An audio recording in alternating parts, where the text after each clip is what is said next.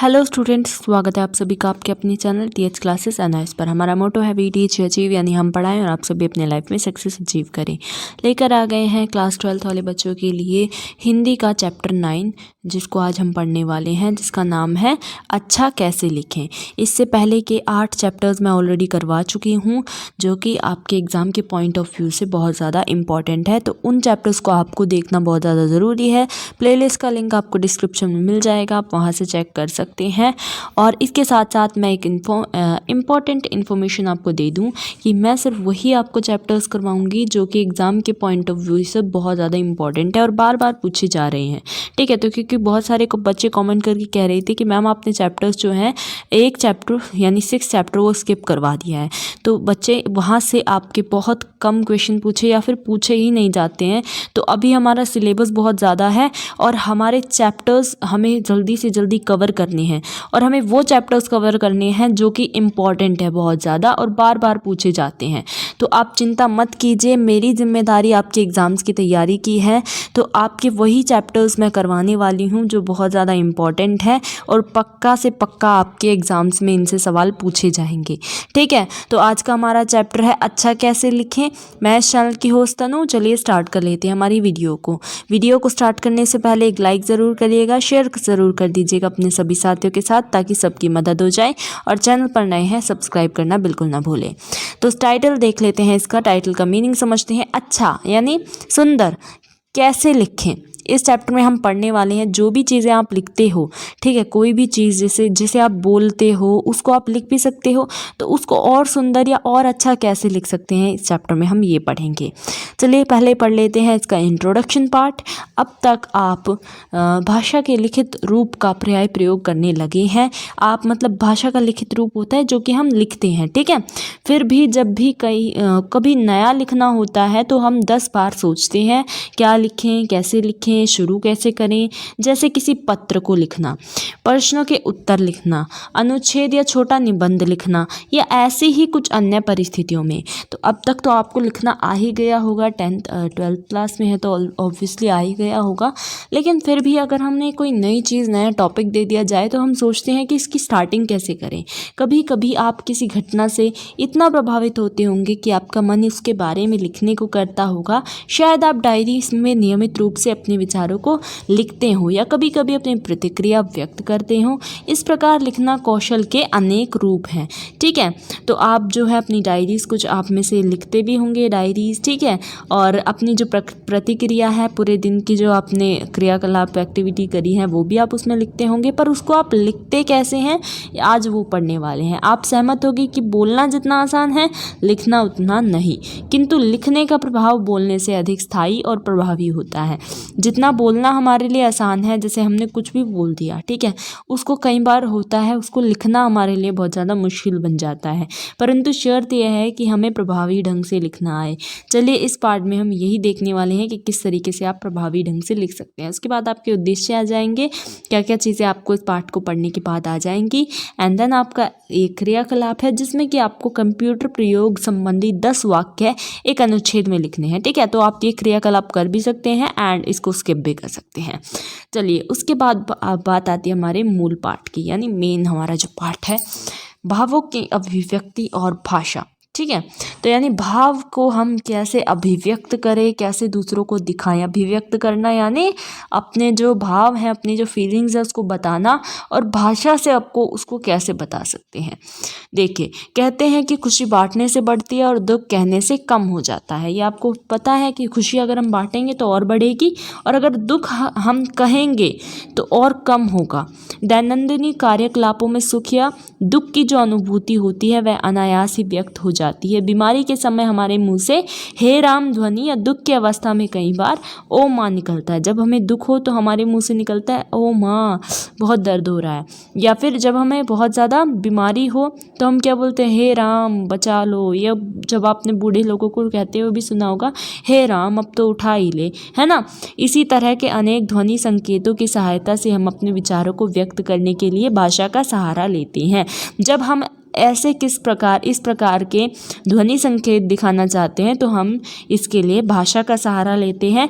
यह तो हुई मौखिक अभिव्यक्ति की बात। अब लिखित अभिव्यक्ति के लिए हमें चाहिए कि विचारों को क्रमबद्धता देकर अपने भावों के अनुकूल भाषा का प्रयोग करें। अब ये तो बोलने में हो गया कि हम बोल देते हैं बीमारी के समय हे राम, ये सारी चीज़ें, लेकिन इसको लिखेंगे कैसे? शुद्ध, स्वाभाविक और स्पष्ट लिखने का प्रयास करें। कई बार ऐसा होता है कि हम सोचते तो बहुत हैं मगर ठीक से लिख नहीं पाते। इसके लिए सबसे पहले किसी भी विषय पर हमें एकाग्र भाव से चिंतन मनन की ज़रूरत होती है। फिर वही चिंतन जब हमारे दिमाग में परिपक्व हो जाता है तब विचारों के अनुकूल शब्दों का चुनाव किया जाता है। कई बार हमारे साथ ऐसा होता है, आपके साथ भी हुआ होगा कि आप बोलना तो बहुत कुछ चाहते हैं, ठीक है, आपको बोलना बहुत कुछ आ रहा है, लेकिन आपको वही चीज़ लिखने में समझ नहीं आ रही कि उसको लिखेंगे कैसे, कि उसको कैसे छोटा बनाकर लिखें ताकि सभी लोगों को उसका जो मतलब है, सही मतलब वो समझ आए। इसके लिए आपको सोचना पड़ेगा। चिंतन यानी सोचना, ठीक है, तो उसके लिए आपको सोचना पड़ेगा और वो जो चीज़ आप कहना चाहते हैं उसके अनुकूल जो शब्द हैं वो आपको ढूंढने पड़ेंगे और भाषा के सहारे हम लिख सकते हैं। जैसे उदाहरण के लिए एक प्रसन्नता और आश्चर्य का हमें एक लिखित भाषा में दे रखा है उदाहरण। प्रसन्नता का मतलब होता है बहुत खुश हो और आश्चर्य का मतलब एकदम से शॉक हो जाना, ठीक है। तो जब आप बहुत खुश होते हो तो एक वाक्य है, अरे मैं परीक्षा में उत्तीर्ण हो गया।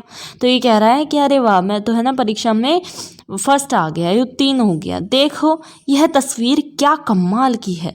तो यहाँ पर कह रहे हैं देखो देखो ये जो तस्वीर है देखो कितने कमाल की है। तो यहाँ पर हम खुशी जाहिर कर रहे हैं। आश्चर्य को आप कैसे लिखेंगे? अरे यहाँ आकर मसूद ने मुझे अचरज में डाल दिया।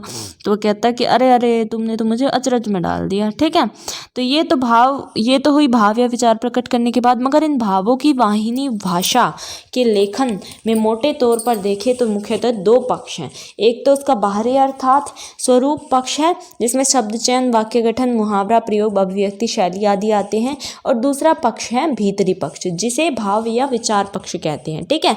जहाँ पर हमें जो है शैली देखने को मिल जाए, मुहावरे अगर देखने को मिल जाए तो वहाँ पर होता है बाहरी पक्ष, और जहाँ हमें भाव और विचारों का पता चल रहा है वो होता है एक भीतरी पक्ष। इसमें विचारों या भावों की गंभीरता, स्पष्टता, सरलता आदि होती है। अब आप अच्छा कैसे लिख सकते हैं उसकी 3 शर्तें हैं। लेखन हो जो वो प्रभावी हो, ठीक है, जो आप लिख रहे हैं उसका दूसरों पर प्रभाव भी पड़े। इसके साथ जो लिखा जाए वो सटीक हो, मतलब आप जो कह रहे हैं, जो उसमें कहना चाहते हैं उसमें कोई गलती ना हो, उसमें सटीक बात लिखी हो, साफ और स्पष्ट, ठीक है। जो लिखा जाए वह व्याकरणिक दृष्टि से शुद्ध हो। इसके साथ साथ आप जो लिख रहे हैं व्याकरणिक दृष्टि यानी व्याकरण में भी उसका कोई मतलब हो, ठीक है। व्याकरण का मतलब होता है जैसे आप लिखना तो चाहते हैं मैं बहुत खुश हूँ, लेकिन आप लिख रहे हैं मैं बहुत खुश हुआ, ठीक है। तो यहाँ पर व्याकरण जो है वो थोड़ी सी मिस्टेक कर जाती है, तो ये चीज़ इसमें ध्यान देने लायक है। शुद्ध लेखन का मतलब है लेखन सुंदर हो और शब्दों की वर्तनी जो है वो शुद्ध हो, वर्तनी यानी स्पेलिंग्स उसकी सही हो, वाक्य की बनावट ठीक हो, उसमें व्याकरण संबंधी कोई गलती ना हो। सटीक लेखन का मतलब है आपकी बात बिल्कुल साफ और स्पष्ट हो, जो आप कहना चाहते हैं वही अर्थ निकले और वही दूसरों तक पहुँचे। इसके लिए आप सही शब्द चुनें और सही वाक्य बनाएं। जो आप कहना चाहते हैं वही दूसरों तक पहुँचे, इसके लिए आपको क्या करना पड़ेगा? सही शब्द चुनना पड़ेगा और सही आपको वाक्य बनाना पड़ेगा जिसमें कोई स्पेलिंग मिस्टेक ना हो, व्याकरण की मिस्टेक ना हो। ऐसे में पढ़ने वाले को कोई उलझन नहीं होनी चाहिए। आप समझ सकते हैं कि ऐसा करने के लिए तीनों सीढ़ियाँ चढ़ना ज़रूरी है, यानी बिना शुद्ध लिखे सटीक लेखन नहीं किया जा सकता। सबसे पहले आपको शुद्ध लिखना पड़ेगा, तभी आप सटीक लेखन कर सकते हैं, और आप सटीक लेखन करेंगे तो वो जो है अपने आप आपका लिखा हुआ प्रभावी बन जाएगा, ठीक है। आई होप यहाँ तक क्लियर हो। देखिए मैं चाहती हूँ अगर आप चैप्टर अच्छे से पढ़ लेंगे तो आपको अच्छी तरह समझ में आ जाएगा। अगर आप इसको मेरे साथ मिलकर बहुत अच्छे से क्लियरली डीपली मैं आपको समझा रही हूँ, अगर आप मेरे साथ मिलकर इसको अच्छे से जितना इस पर जो है वीडियो है, आप रोज़ की अगर एक वीडियो भी देखते हैं ना तो मेरी गारंटी है आप क्लियरली अपना जो कोई भी पेपर है उसको क्लियर कर सकते हैं, वो भी अच्छे नंबरों से, ठीक है। तो आप चैप्टर को अच्छे से समझिए, आप कोई और इंपॉर्टेंट क्वेश्चन आंसर्स कुछ भी करने की एक्स्ट्रा ज़रूरत नहीं पड़ेगी, ठीक है। और आप खुद सोचिए, अगर आप इंपॉर्टेंट क्वेश्चन आंसर्स भी करते हो तो वो तो कुछ गिने चुने होते हैं, और चैप्टर अगर आप अच्छे से पढ़ लेते हैं तो उसमें आपको सारी चीज़ें क्लियरली समझ आती है। चैप्टर में से कोई भी अगर सवाल आ जाए तो आप उसको कर सकते हैं, ठीक है। अब बात आती है हमारी नेक्स्ट टॉपिक की, शब्द से वाक्य तक, ठीक है। तो शब्द कैसे बनेगा और फिर वाक्य कैसे आप बनाएंगे उसके बारे में देखते हैं। हमारी कल्पना पंख पसारती है और हमारे मन में जिन नए नए भावों का संचार होते हैं उन्हें हम लिपिबद्ध कहते हैं। तो हमारी जो कल्पना है यानी हमारी इमेजिनेशंस हैं वो हमारी बहुत ज़्यादा होती हैं, और हमारी जो इमेजिनेशन है वो जब ज़्यादा होती है तो हम उसको लिखना चाहते हैं, ठीक है। हम उसको लिपिबद्ध यानी लिखना चाहते हैं। अगर हमें शुद्ध लिखना आता ही नहीं तो हम अपने आप को अभिव्यक्त कैसे कर पाएंगे, ठीक है। अगर हमें ढंग से लिखना ही नहीं आएगा तो हम उसको कैसे अभिव्यक्त कर पाएंगे जो हम कहना चाहते हैं। इसके लिए हमें भाषा की सबसे छोटी इकाई होती है वर्ण। इससे रिलेटेड क्वेश्चन आ सकता है। भाषा की सबसे छोटी इकाई वर्ण कहलाती है, और उसके बाद शब्द से परिचित होना पड़ेगा। अगर हम सही शब्दों का चयन नहीं कर पाते तो लिखते समय वर्तनी के गलत होने से शब्द का अनर्थ हो सकता है, ठीक है। अगर हम लिख नहीं पाते हैं ढंग से तो हम जो बोलना चाहते हैं उसका कुछ और मीनिंग भी निकाला जा सकता है। जैसे आपने कई लोगों को ये कहते सुना होगा, आपने स्नान किए कि नहीं, ठीक है। स्नान कुछ नहीं होता, बस हम बोल लेते हैं स्नान किए। यही अगर बात हम लेखन में कर जाते हैं तो ये गलत होती है, क्योंकि स्नान की जगह उन्हें स्नान शब्द लिखना चाहिए था, ठीक है। तो स्नान होना चाहिए, स्नान नहीं। कई ऐसे क्षेत्र हैं जहाँ स्थाई को अस्थाई की तरह उच्चारित किया जाता है, जबकि ऐसा लिखते समय अशुद्धि हो जाती है, ठीक है। तो उच्चारण जो है, जो हम बोलते हैं वही चीज़ हम लिखते हैं, तो हमें हमेशा उच्चारण अच्छा बोलना चाहिए, ठीक है, जिससे कि हम जो लिखें वो भी सही हो। इसी प्रकार एक उदाहरण देखते हैं, माँ का दूध बच्चे के लिए पूर्ण आहार होता है। ये आहार जो शब्द है वो गलत है। इस वाक्य में आहार के स्थान पर आहार लिखा जाएगा। कुछ लोगों की व और बा में बहुत ज़्यादा अशुद्धियाँ लेखन होती हैं। वर्षा को लोग वर्षा बोलते हैं, वनस्पति को वनस्पति लिख देते हैं। इसके अलावा श में भी बहुत ज़्यादा जो है अधिकतर लोग गलती कर जाते हैं। जैसे शासन को लोग शासन कह देते हैं, नमस्कार को नमस्कार कहते हैं, कष्ट को कष्ट कहते हैं, और ट और ठा में भी बहुत लोग गलती करते हैं। विशिष्ट को विशिष्ट, संतुष्ट को संतुष्ट, ये सब लिख देते हैं। वैसे ही क्षमा को लोग क्षमा छिमा, ये सारी चीज़ लिख देते हैं। कक्षा को कच्छा लिख देते हैं, ठीक है, जिनका मतलब ही बिल्कुल अलग हो जाता है। तो इसलिए आपको लिखना अच्छे से आना चाहिए। इस तरह की अशुद्धियाँ बड़ी अशुद्धियों की श्रेणी में गिनी जाती हैं। जो ये गलतियाँ जो हैं, जो छोटी मोटी गलतियाँ वो चल जाएंगी, लेकिन जब आप इस चीज़ को ये लिख देते हैं तो वो बहुत बड़ी गलती होगी, ठीक है। अक्सर आप लोग ये भी देखते होंगे कि कुछ लोग हिंदी, उर्दू और अंग्रेज़ी शब्दों को मिला देते हैं। तो देखिए एग्जाम्पल दिखाती हूँ मैं आपको, फिर समझते हैं। विभोर की वह कुछ बोले मैंने ऐसा क्या कर दिया, या विभोर की वह कुछ बोले मैंने ऐसा कर दिया, स्कूल जाते समय मुझे राम एंड श्यामू वॉक करते हुए मिले। आधी हिंदी आधी उर्दू, उर्दू का वर्ड है विभोर, एंड इंग्लिश का वर्ड है वॉक, इंग्लिश का वर्ड है, बाकी सारी हिंदी है। तो ऐसी जो भाषाएं जिसमें सारा सब कुछ मिल जाते हैं, सारी भाषाएं मिल जाती हैं, ये तीन भाषाओं, 2 या 3 भाषाओं के मिले जुले शब्दों के प्रयोग को कोड मिश्रण कहते हैं, ठीक है। इसको बोलते हैं कोड मिश्रण। अगर आपका क्वेश्चन आएगा तो आपका 2 मार्क्स में आ सकता है। ये कोड मिश्रण किसे कहते हैं, जिसमें आपको थोड़ा सा एक एग्जाम्पल से भी बता देना। इसी तरह हमने कई लोगों को कहते सुना, मैंने अपने आत्मसम्मान को ठेस पहुंचने नहीं दूंगा, लेकिन वही लोग कहते हैं आपका भवतीय अशोक, ठीक है। तो वो लोग क्या कर रहे हैं, मतलब दोगलापना कर रहे हैं। इसके अलावा देखिए कुछ और उदाहरण, मुझे इसी खतरे का भय था। खतरा भी वही है, हम इसको ऐसे लिख सकते हैं, मुझे इसी का खतरा था, है ना, मुझे इसी का खतरा था। भय का मतलब होता है डर, खतरा भी हमें डर की तरफ संकेत करते, तो दोनों वर्ड हमने एक ही उसमें कर लिए, ये गलत है। गुनगुने गर्म पानी से नहाने में बड़ा मज़ा आता है, या तो गर्म पानी बोलो या फिर गुनगुना पानी बोलो, तो ये दोनों मिला दिए तो ये गलत है, ठीक है। काल चक्र के पहिए के नीचे दबकर सब समाप्त हो जाता है। काल चक्र, चक्र का मतलब भी पहिया है और पहिए का मतलब तो पहिया है ही, तो हमने 2 वर्ड एक ही लाइन में यूज़ कर लिए, ये भी गलत है। यह वजह है कि जिसके कारण आज तक मैं तुमसे नहीं मिला। यहाँ पर लिखा जाएगा यह वजह, वजह का मतलब भी कारण होता है और कारण का मतलब भी रीज़न ही होता है, ठीक है। तो ये दोनों भी एक उसमें हमने गलत यूज़ कर रही है, ठीक है। उसके बाद आते हैं, तो अगर हम ये जो है अशुद्धियाँ यूज़ कर रहे हैं तो हमें उपयुक्त शब्दों का चयन किस प्रकार करना चाहिए। उपयुक्त शब्दों के अभाव में हम अपने विचारों या अनुभवों को व्यक्त करने में अक्षम हो जाते हैं।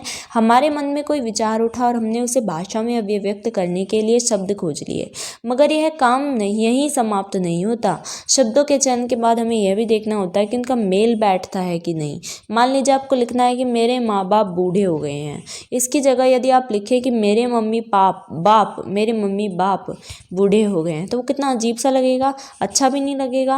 मम्मी के साथ बाप का मेल नहीं बैठता। या तो आप लिख सकते हैं मम्मी पापा, या फिर आप लिख सकते हैं माँ बाप, अम्मी अब्बा। यदि आप लिखें कि केरल में लिटरेसी दर सबसे अधिक है, तो ये ठीक नहीं होगा, क्योंकि यहाँ शब्दों का प्रयोग बेमेल है। लिटरेसी अंग्रेजी का शब्द है और दर हिंदी का। यहाँ हिंदी में साक्षरता दर लिखिए या फिर लिटरेसी रेट लिखिए। एक अलग उदाहरण के तौर पर यदि हम लिखें कि रानी लक्ष्मीबाई ने अंग्रेज़ों से घनघोर युद्ध किया था, तो यहाँ घनघोर शब्द का चयन अनुपयुक्त माना जाएगा। घनघोर की जगह अगर हम घमासान लिखते हैं तो वो सही माना जाएगा। ठीक है, एक और उदाहरण से हम समझ सकते हैं। मान लीजिए कि आप अपने किसी मित्र से मिलने उसके छात्रावास यानी हॉस्टल गए हैं और वह आपको कमरे पर नहीं मिला। आपको उससे बहुत ज़रूरी काम था, तो आप क्या करेंगे? जाहिर है आप उसके नाम एक चिट लिखकर ताले में लगा आएंगे या कमरे में डाल देंगे, मगर उस चिट पर लिखेंगे क्या? तो आप उस पर क्या लिखेंगे? विनोद, विगत 2 डेज से मैं तुमसे मिलना चाहता था मगर तुम नहीं मिले। तुम्हें ज्ञातव्य हो कि आसन परीक्षा के मद्देनज़र मुझे तुमसे बहुत ज़रूरी काम है। इस तरह से लिखना क्या ठीक है? नहीं, बिल्कुल नहीं, क्योंकि आप इसमें जो कहना चाहते हैं वो ठीक व्यक्त नहीं हो पा रहा।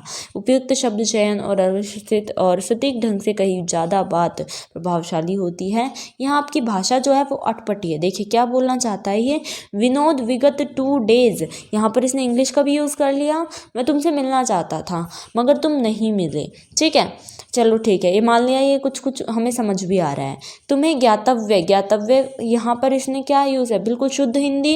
हो कि आसन परीक्षा, ये भी शुद्ध हिंदी। नज़र मुझे तुमसे बहुत ज़रूरी काम है, मद्देनज़र जो है वो एक उर्दू का शब्द माना जाएगा, तो ये बिल्कुल रॉन्ग हो जाएगा। ठीक है, तो इस तरीके से आपको नहीं लिखना है। अब देख लेते हैं कुछ एग्जाम्पल्स। शिमला पहाड़ पर बसा देखने योग्य स्थान है। हम इसको भी ऐसे भी लिख सकते हैं, शिमला दर्शनीय पर्वतीय स्थल है, यानी पहाड़ पर भी बसा है और दर्शनीय भी है, देखने लायक भी है। आपके माँ बाप क्या करते हैं? तो आप लिख सकते हैं आपके माता पिता क्या करते हैं, है ना। ये थोड़ा अजीब सा देखने में लिखता है। वर्षों बाद बेटे को देखकर माँ पगला गई, तो ये पगला गई कुछ अजीब अटपटा सा लग रहा है। वर्षों बाद बेटे को देखकर माँ विभोर हो गई। ठीक है, जीवन और मरना तो लगा ही रहता है।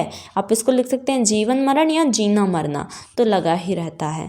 चुटकुला सुनकर मैं लोटपोट हो गई, चुटकुला सुनकर मैं हंसते हंसते लोटपोट हो गई। ठीक है, उसके बाद माँ प्रातःकाल शिवलिंग पर गंगा का पानी चढ़ाती हैं। माँ प्रातःकाल शिवलिंग पर गंगा जल चढ़ाती हैं। गंगा का पानी अजीब सा है ना, तो इसको लिखना हम ऐसे देखेंगे। ठीक है, उसके बाद आपकी क्रियाकलाप आ जाएगी, विशेषण का प्रयोग कैसे करें। ठीक है, उसके बाद आपको ये क्रियाकलाप जो है वो करनी है। उसके बाद आती हैं आपकी भाषाओं को या भावों को व्यक्त करने में कुछ तुलनाएं या उपमाएं होती हैं, जैसे आँखें झील सी, कमल सी, ऐसे हम बोल सकते हैं। नाक तोते सी, चोंच सी, गिद्ध सी। उसके अलावा दांत मोती से, सीप से, हवा तीर सी, आग सी, ये सारे जो हैं उपमा हैं कि हम इसको किस तरीके से दिखा सकते हैं। क्रियाकलाप 9.3 है आपका। फिर उसके बाद आते हैं मुहावरों का प्रयोग। कैसे आप मुहावरों का प्रयोग कर सकते हैं अपने जो लेखन है उसको सुंदर दिखाने के लिए। शब्दों का मैल बिठाकर व्याकरणिक शुद्धि को जान भर लेने से काम खत्म नहीं होता, क्योंकि हम अपनी लेखन शैली को प्रभावशाली और चुस्त बनाना चाहते हैं। इसीलिए हमें सरल मुहावरेदार भाषा का प्रयोग करना होगा। प्रसंगानुसार शब्दों, मुहावरों और सूक्तियों के बल पर आपकी भाषा सुंदर हो जाती है। जैसे यह तो मेरे बाएं हाथ का खेल है, यानी मेरे लिए बहुत आसान काम है। ये एक मुहावरा है, मेरे बाएं हाथ का खेल, तो इसका मतलब है कि ये काम बहुत सरल है। ठीक है, इस टाइप से हम मुहावरों का भी यूज़ कर सकते हैं। रफ़ीक की बात मेरे दिमाग में नहीं पचती, यानी उसकी बात मेरे दिमाग में आती ही नहीं। ठीक है, तो ऐसे आप जो है मुहावरों का यूज़ कर सकते हैं। इसमें यही बताया गया है। देख ले एग्जाम्पल। इस बच्चे की शैतानियों से मैं बड़ी परेशान हूँ। इसमें कह सकते हैं हम, इस बच्चे ने मेरी नाक में दम कर रखा है। नाक में दम करना यानी बड़ा परेशान करना। दादाजी इतने बूढ़े और कमज़ोर हो चुके हैं कि कभी भी मृत्यु हो सकती है। जैसे इसको लिख सकते हैं, दादाजी तो कब्र में पैर लटकाए बैठे हैं, यानी बहुत ज़्यादा कमज़ोर हो गए हैं जिसकी वजह से उनकी मृत्यु हो सकती है। भारतीय सैनिक लड़ने में जीवन की चिंता नहीं करते। अब इसको कैसे लिखेंगे, भारतीय सैनिक सिर हथेली पर रख कर लड़ते हैं। जॉर्ज अविश्वसनीय लगने वाली गप मारता है। जॉर्ज बेसिर पैर की हाँकता है। ठीक है, आपने ये कहते हुए भी सुना होगा, अरे तू तो बेसिर पैर की हाँक रहा है। माँ ने मुझे डांटा तो मैं बहुत लज्जित हुई। माँ ने आँख दिखाई तो शर्म से गड़ गई। ठीक है, उसके बाद आपका अगेन क्रियाकलाप है, इसको आप करेंगे। और वाक्य रचना, कैसे हम वाक्यों को सुंदर बना सकते हैं। अब वाक्य गठन के नियमों की कुछ बात कर लेते हैं। यूँ नियम जाने बिना भी हम वाक्य रचना करते हैं और खूब करते हैं। बच्चा या अनपढ़ व्यक्ति जब बोलता है तो व्याकरण के नियम जाने बिना बोलता है और प्राय ठीक तो बोलता है, पर बोलने और लिखने में थोड़ा सा अंतर होता है। बोलने में तो वक्ता प्रत्यक्ष दिखाई देता है, आवाज़ के उतार चढ़ाव, पदबंधों की पुनरुक्ति, शरीर भाषा आदि के द्वारा ये सब अपनी बात जो है वो कह सकता है। मानिए जब हम सामने देख रहे हैं तो वो सामने वाला जो बंदा कहना चाहता है हम उसकी बातों को समझ पाते हैं, लेकिन हम जब लिखेंगे तो हम ये सामने वाला बंदा नहीं बोलता हुआ दिखाई दे रहा है, तो हमें उसके जो वाक्य हैं उनसे समझना पड़ता है। जैसे महात्मा गांधी का देश सदा आभारी रहेगा, एक तरह से देखने में वाक्य ठीक लगता है। क्रिया है आभारी रहेगा, कौन आभारी रहेगा, देश। किसका आभारी रहेगा, महात्मा गांधी का। पर महात्मा गांधी का पद का निकटतम संबंध है देश से, इसीलिए इस वाक्य का अर्थ हुआ महात्मा गांधी का देश सदा आभारी रहेगा। अब यहाँ पर बोलना हम ये चाहते हैं कि महात्मा गांधी का हमारा जो देश है वो सदा आभारी रहेगा क्योंकि उन्होंने हमारे लिए बहुत कुछ करा है। लेकिन इसमें अर्थ क्या निकल रहा है, महात्मा गांधी का देश। ठीक है, इन दोनों को एक साथ मिला के सदा आभारी रहेगा। किसके आभारी रहेगा ये हमें भी नहीं पता। ठीक है, या तो हम इसको ऐसे लिख सकते हैं, देश महात्मा गांधी का सदा आभारी रहेगा। ठीक है, ऐसे अगर हम लिखेंगे तो ऐसे वो सही रहेगा। अन्विति संबंधी कुछ बातें इसमें हम यूज़ कर सकते हैं। जैसे ये अन्विति का मतलब होता है कर्ता कर्म क्रिया, ये आपने सुना भी होगा। जहाँ पर हमें कर्ता कर्म क्रिया दोनों और तीनों चीज़ें एक साथ दिखाई दें वहाँ पर होती है अन्विति। गीता ने फल खाई, क्या ये सेंटेंस आपको ठीक लग रही है। राकेश ने एक कहानी सुनाया, ये सेंटेंस ठीक लग रही है। जहाँ पर हमें कर्ता कर्म क्रिया ना पता चले वहाँ पर हमारी जो सेंटेंस है वो गलत हो जाएगी। ठीक है, यहाँ पर जो गीता है वो स्त्रीलिंग है और कर्म फल पुल्लिंग है, इसीलिए क्रिया पुल्लिंग खाया होगा और वाक्य बनेगा गीता ने फल खाया। ठीक है, ठीक ऐसे ही राकेश वाले में बनेगा सुनाई होगी। उसके बाद विशेषण विशेष्य प्रयोगों में लाल गाय। ठीक है, जहाँ पर हमें विशेष्य मिले, जो भी हमारा विशेष्य है और उसका जो विशेषण है उसकी जो विशेषता है, लाल काला पीला गोरा नीला, ये सारी होती हैं विशेषण। ठीक है, संज्ञा सर्वनाम भी होते हैं उसके बाद। जैसे डाकुओं का एक गिरोह पकड़े गए, फूलों का गुच्छा बहुत अच्छे लगते हैं। गलत है ये वर्ड्स, डाकुओं का एक गिरोह पकड़ा गया है ना, इसको लिखेंगे पकड़ा गया। और वैसे ही फूलों का गुच्छा बहुत अच्छे नहीं अच्छा लगता है, लगते भी नहीं आएगा, पकड़ा यहाँ पर गया आएगा, अच्छा लगता है। ठीक है, तो इसको तो आप खुद की नॉलेज से भी आपको जब आप सेंटेंस पढ़ोगे तो आपको खुद ही पता चल जाएगा ये गलत है या सही है। सर्वनाम का प्रयोग होता है उसके बाद। जैसे सुमित कल सुबह आया था, वह हिंदी की किताब दे गया था। यहाँ सर्वनाम के प्रयोग से वाक्य सुधर जाता है। ऐसे शब्दों को सर्वनाम कहते हैं जो संज्ञा के स्थान पर जो है प्रयोग करते हैं। जैसे हम इसको ऐसे थोड़ी ना लिखेंगे, सुमित कल सुबह आया था, सुमित हिंदी की किताब दे गया था। अब हमें सुमित तो पता है कि वो है, तो इसलिए हम इसको लिख सकते हैं सुमित कल सुबह आया था और वो हिंदी की किताब दे गया, ऐसे वो ठीक रहेगा। उसके बाद कर्ता कर्म क्रिया अन्विति कैसे ठीक करेंगे। लड़का लोग गए, इसको हम लिखेंगे लड़का गया या लड़के गए। ठीक है, राम लक्ष्मण और सीता गई, राम लक्ष्मण और सीता गए। आप हमारे घर आ जाओ, आप हमारे घर आ जाइए। ठीक है, जहाँ पर हम किसी अपने बड़े की बात कर रहे हैं आप, तो वहाँ पर यूज़ होगा जाओ नहीं जाइए। लेकिन जब हम तुम यूज़ करें, तुम हमारे घर आ जाओ, तो वहाँ पर होता है जाओ यूज़। ठीक है, उसके बाद ने और को है। राम ने पाठ पढ़ा, तो हम यहाँ लिखेंगे राम ने पाठ को पढ़ा। ठीक है, राम ने पुस्तक पढ़ी, राम ने पुस्तक को पढ़ा। राम ने पुस्तकें पढ़ी, राम ने पुस्तकों को पढ़ा। ठीक है, तो यहाँ पर ने के साथ को का यूज़ होगा। उसके बाद क्रियाकलाप अगेन है, जहाँ पर आप लिखेंगे जो हमने ऊपर पढ़ा है वाक्य को शुद्ध करके, जैसे हम हमारे घर जा रहे हैं, इस टाइप के वाक्य ये आपको दिए हुए हैं। काफ़ी इजी आपके क्रियाकलाप है। उसके बाद है विराम चिन्हों का ठीक प्रयोग करना, जैसे तुम उठो मत बैठे रहो। अस्पष्ट है, हमें समझ ही नहीं आ रहा है। तुम उठो मत बैठे रहो, वो क्या कहनी चाह रही है, क्या कहना चाह रही है? तुम उठो मत बैठे रहो। ठीक है, तुम उठो मत बैठे रहो, उठने का आदेश दे रहा है, तुम उठो मत बैठे रहो। या फिर ना उठने का आदेश, तुम उठो मत, इसके बाद यहाँ कोमा लग गया, बैठे रहो, कि तुम उठो मत बैठे रहो। ठीक है, राधा मोहन और कृष्णकांत पधार रहे हैं। राधा कोमा मोहन और कृष्णकांत पधार रहे हैं, यानी 3 लोग आ रहे हैं। ठीक है, उसके बाद शब्दों की वर्तनी जो होती है इसमें शुद्ध होनी चाहिए। वाक्य की रचना व्याकरण की दृष्टि से ठीक हो। विराम चिन्हों का जो है अधिक से अधिक अच्छे से अच्छे तरीके से प्रयोग हो। अब विराम चिन्ह होते हैं ये, ठीक है, इसको हम विराम चिन्ह बोलते हैं या फिर कोमा। ठीक है, और इंग्लिश में हम जो है फुल स्टॉप को भी हम विराम चिन्ह बोलते हैं। इसके अलावा ये हमारा विस्मयादि चिन्ह होता है। काफ़ी सारे चिन्ह हैं जिनको हम अगर सही तरीके से यूज़ करते हैं तो वो काफ़ी अच्छा लगता है। वाक्यों के बारे में कुछ और देख लेते हैं, जैसे बाईं ओर लिखे तर्क देखें। वाम पृष्ठ पर लिखित तर्कों का अवलोकन करें। भारत लक्ष्य प्रति के सन्निकट प्रतीत होता है। भारत लक्ष्य के पास लगता है। ठीक है, तो ये ऐसे भी लिख सकते हैं हम। महिला लेखिकाओं का सम्मेलन हुआ। लेखिकाओं का सम्मेलन हुआ। अब लेखिकाओं की बात है तो हमें पता चल चुका है कि महिलाओं का ही है। ठीक है, अगर लेखक लिखा होता तो हमें पता चलता कि पुरुषों का सम्मेलन हो रहा है। ठीक है, तो हम लिख सकते हैं लेखिकाओं का सम्मेलन हुआ।